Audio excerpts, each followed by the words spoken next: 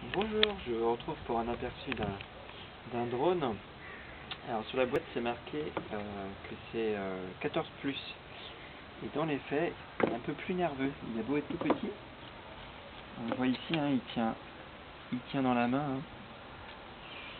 Donc voilà, donc il est livré avec une manette et un tournevis. Il y a un petit tournevis parce qu'il y a une vis pour mettre les piles. Les piles c'est 2LR06 qui ne sont pas fournies avec.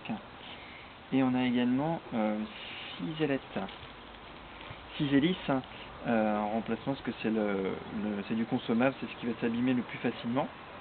Donc là on a 6 hélices. Alors il y a un mode d'emploi mais uniquement en chinois et en anglais.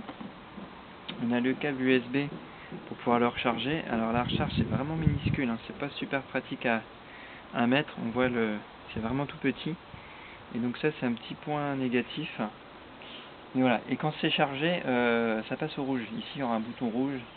Donc j'ai pas exactement vu, c'est 30-40 minutes à peu près pour la recharge. Et en vol on a je crois 4 minutes. J'ai dû regarder à peu près, j'ai fait 5 minutes avec quelques arrêts. Donc je pense que ça doit être à peu près 4 minutes en vol continu. Donc après la batterie en fait on l'enlève jamais, on la laisse sur place. On recharge en la laissant. Et après il faut venir insérer. Donc c'est pas super pratique non plus. On appuie bien. Donc là notre drone clignote.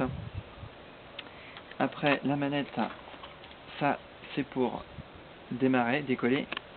Ça c'est pour faire tourner le drone sur lui-même, à droite ou à gauche. Ça c'est pour la droite, à gauche, tout droit et en arrière. Puis on a un petit bouton, on restera appuyé dessus et ça fera des petites vrilles, mais ça c'est au bout d'un petit moment quand on connaît. Donc pour appairer c'est simple, hein. Là on voit que ça clignote. Là ça clignote aussi. On lève, on baisse. On a eu un bip, c'est vert, et là il clignote plus. Donc là il est prêt à partir. Donc on part.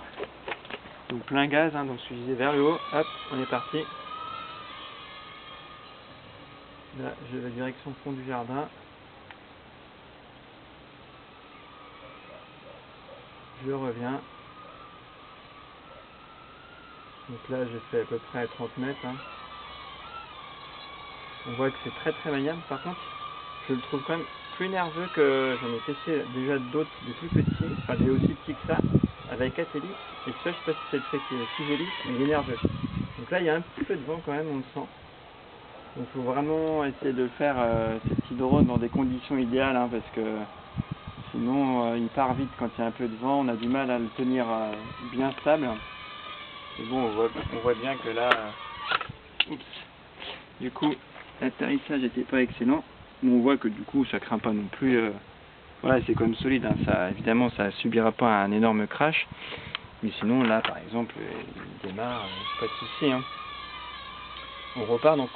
Voilà, là on voit qu'il y a du vent là. J'ai pas vu l'aller vers la droite. On va quand même essayer de faire un atterrissage propre. Hop.